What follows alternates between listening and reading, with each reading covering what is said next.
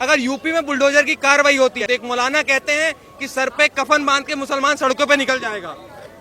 तो मौलाना को ये नहीं मालूम है 125 करोड़ में 80 करोड़ हम बहुसंख्यक हैं। हाँ। और ये सर पे कफन ना पैदाइशी लेके हैं, बाय बर्थ सर पे कफन लेके हम लोग पैदा हुए हैं, पैदा ही हुए हैं कि हम डरते नहीं हैं, लेकिन संविधान का सम्मान करते हैं।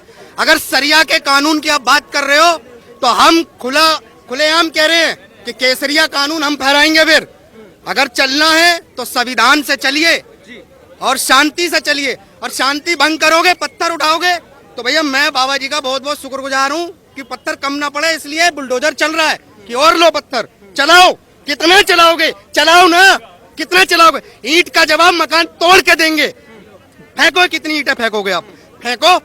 किसी ने भी आज तक ये कहा कि मंगलवार वाले दिन हिंदू समुदाय हनुमान चालीसा का पाठ करके मंदिर से निकला और पत्थर उठा लिया? नहीं। लेकिन पिछले कई सालों से हम लोग देख रहे हैं, सीएए टाइम हो, एनआरसी का टाइम हो, कोई भी टाइम हो, एक विशेष समुदाय शुक्रवार वाले दिन हाथ में पत्थर, नमाज पढ़ के हाथ में पत्थर लेके बाहर आ जाता है। हमारे यहाँ मंदिरों में पूजा करने के बाद हाथ में प्रसाद दिया जाता है जिसे हम लोग सबको वितरित करते हैं। लेकिन ये लोग नमाज पढ़ने के बाद पत्थर उठाते हैं और सबको मारते हैं। क्यों? इस देश में हमारे भी वही हाथ पैर हैं, हम शांति से रह रहे हैं। भाईचारा, तुम भाईचारे की बात करते हो, यही भाईचारा है, यही भाईचारा है। अरे भाईचारा है, तुम मेरा मकान ले लो आके, मैं देता हूँ ना, कितना चाहिए ले लो। अगर हमारी आस्था है काशी में, और आज की है और पूर्वजों की है और 17 लड़ाइयों से भी है, और यहीं तक नहीं थमेंगे। अगर भाईचारे में देना चाहते हो तो दो, नहीं तो 30,000 का हिसाब लेंगे। हम वो पीढ़ी हैं जो जाग गए हैं। हम दो और हमारे दो हम पे लागू, और तुम 4 और गिनते रहो, ऐसे नहीं होगा। सर सवाल ये उठता है कि नमाज के बाद पत्थरबाजी क्यों ऐसा देखने को मिलता है? भाई जैसा पढ़ाया जा रहा है वैसा ही तो होगा। ये तो मदरसे की मेरे हिसाब से तालीम है। फिर भाई हमारे यहाँ तो ऐसी कोई गुरुकुल में तालीम नहीं, हमारे यहाँ तो ऐसी कोई तालीम नहीं है। लेकिन एक विशेष समुदाय ही क्यों पत्थर उठाता है, कोई इसकी जवाब दे। कश्मीर से लेके कहीं भी देख लो, आज कश्मीर में पत्थरबाजी पे रोक लग गई है, लेकिन वहां पे टारगेट किलिंग शुरू कर दी है। आज कानपुर के अंदर जो पत्थर उठाया है वहां पर टारगेट किलिंग की गई। क्यों? नाम पूछ के, नाम पूछा, भाई तेरा क्या नाम है? अब्दुल। हट जा। तेरा क्या नाम है? राम। ले। क्यों? Target killing. अरे वो जो रिक्शे वाला जो पूरा फटा हुआ था, क्या बिगाड़ा था तुम्हारा उसने जो तुमने उसको मारा है? नाम पूछ के मार रहे हो। अगर हम नाम पूछने पे आ गए ना तो जगह कम पड़ जाएगी। पाकिस्तान तो छोड़ो, अफगानिस्तान पार निकल जाओगे, क्योंकि अफगानिस्तान पाकिस्तान हमारे बाप दादाओं का है। 574 रियासतें दान में दी हमने। तुम्हारी नहीं सुनेंगे, ऐसे सुनेंगे नहीं। सारे कागज हैं, सब कुछ है। तुम्हारे पास कुछ है? तुम्हारे पास कुछ है? नहीं है। लाओ ना कागज। 57 मुस्लिम देश है ना, तो मंगवाओ अपने कागज। कौन कौन से आर्किटेक्ट हैं आपके? हैं कौन कौन से आर्किटेक्ट है? अगर इतने ही बड़े आर्किटेक्चर थे तो वहाँ पे सऊदी में क्यों नहीं बना पाए? अरे किराएदार नहीं, हिस्सेदार हैं यहाँ के हम। हाँ, हिस्सेदार हैं, इसलिए तो पाकिस्तान ले गए थे मजहब के नाम पे। और मजहब के नाम पे पूर्वी पाकिस्तान जो वर्तमान का बांग्लादेश है, और हिस्सेदार हैं तो इसलिए तीसरा देश भारत। अरे भैया हम सेकुलर नहीं बनेंगे। हमने चूड़ियां नहीं पहन रखी है जो हमें पागल बना के सेकुलरता का पाठ पढ़ाया। एक साथ मजहब के आधार पर बंटवारा हुआ तो सारे बाहर कर देते, नहीं किया। 3 देश दे दिए। भारत में हिस्सा क्यों दिया? क्यों दिया भारत में हिस्सा? अरे हमारे को हिंदू राष्ट्र बनाते, हम हिंदू राष्ट्र की मांग करते हैं और करेंगे। क्यों? उसका कारण है, आप मुस्लिम राष्ट्र के नाम पे 57 देश बनाओगे और हिंदू राष्ट्र के नाम पे हम एक देश नहीं बनाएंगे। भारत में आवाज उठ चुकी है और हिंदू राष्ट्र आने तक रुकेगी नहीं। और मैं आज ये लिख के दे रहा हूँ, जिस दिन हिंदू राष्ट्र भारत घोषित होगा, एशिया के आधे से ज्यादा देश हिंदू राष्ट्र बन जाएंगे। कह रहे सेकुलर देश है ये। सेकुलर कौन कह के गया? ये कह के गए खाली इसीलिए कि इनको यहाँ देश में रहना है।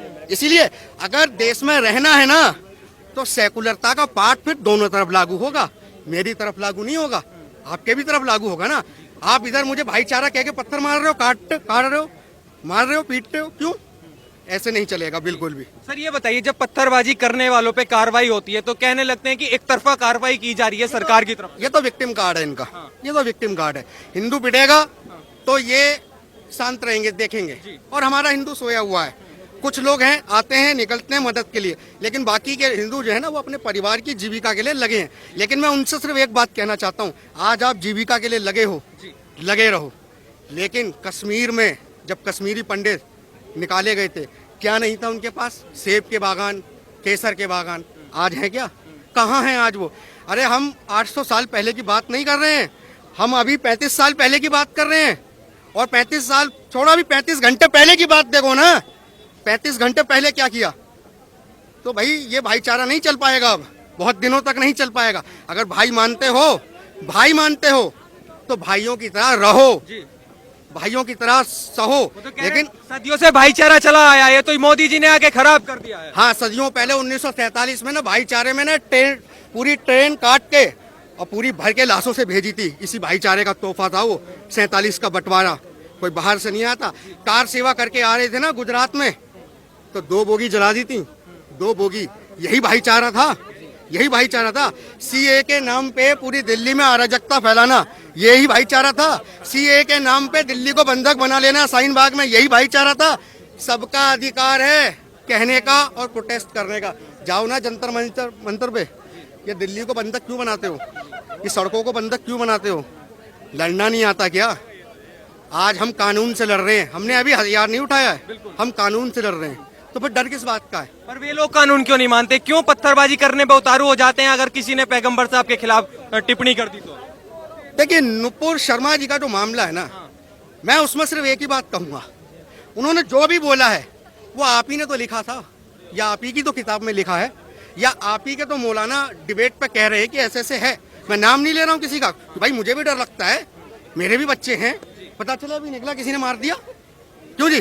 भाई नुपुर शर्मा को तो सिक्योरिटी मिल जाएगी, हमें थोड़ी मिलेगी, लेकिन हम बोलेंगे।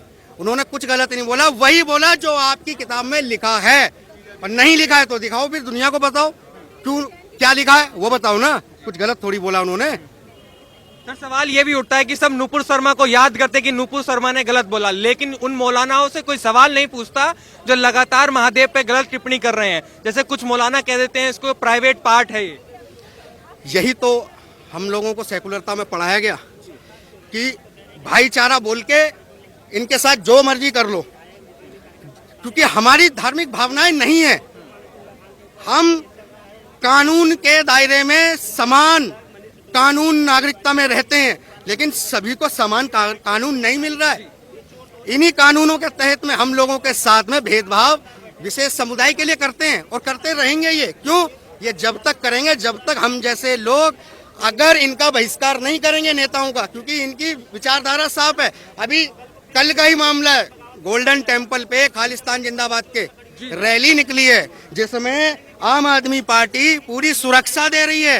क्यों पूरी सुरक्षा दे रही है? खालिस्तान जिंदाबाद, आजादी। ये आजादी, आजादी क्या है? ये आजादी जिस देश में रह रहे हो यहाँ से ज्यादा आजादी किसी को मिल जाएगी? अरे मैं तो कह रहा हूँ कि अगर आप संविधान को नहीं मान रहे हो ना, तो पूरी तरह सरिया मान लो। और अगर सरिया इतना अच्छा था तो अफगानिस्तान में भागने वाले प्लेन पे चढ़ के नहीं भागते और ना वो ऊपर से गिरते। अगर सरिया इतना अच्छा था और सरिया मांगना चाहते हो ना, तो पूरा अपनाओ। चोरी करने पे हाथ भी कटवाओ अपने, जो सजा है।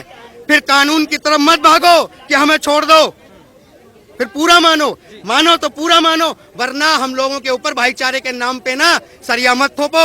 हम नहीं स्वीकार करेंगे।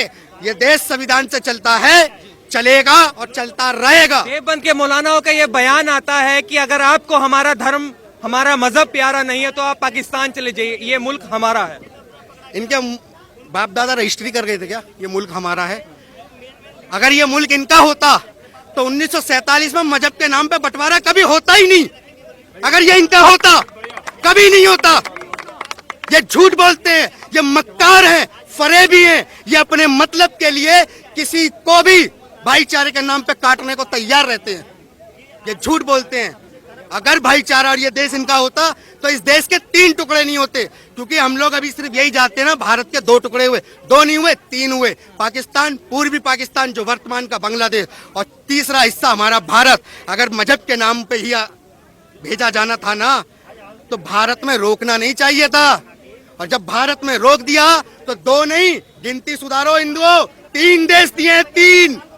और इस भाईचारे को अगर पहचानना है, ये गंगा जमुनी तहजीब के नाम पे हम लोगों को सिर्फ विक्टिम कार्ड खेलते हैं सरकार के आगे, कुछ नहीं करते हैं। ये सिर्फ विक्टिम कार्ड।